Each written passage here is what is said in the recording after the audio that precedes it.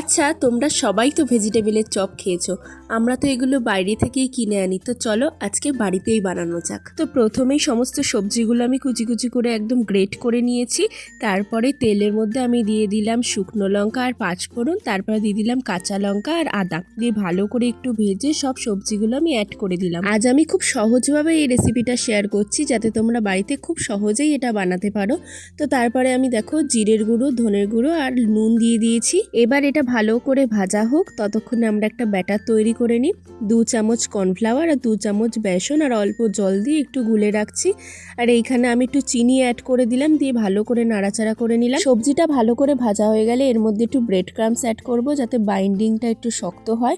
আর এর মধ্যে দিয়ে দেবো অল্প গরম মশলা। ব্যাস, আমাদের পুর একদমই রেডি। তো সব রকম শেপ আমি দিয়ে নিয়েছি, তোমাদের পছন্দ মতো তোমরা শেপ নেবে। ব্যাস, তারপরে একবার কর্নফ্লাওয়ারগুলো জলে আর তারপরে ব্রেড ক্রাম্বসে এরকম দুবার কোটিং করে নিলেই রেডি হয়ে যাবে। তারপরে আর কিছুই না, গরম তেলে এটাকে ভালো করে ভেজে নিলেই রেডি আমাদের ভেজিটেবিল চপ।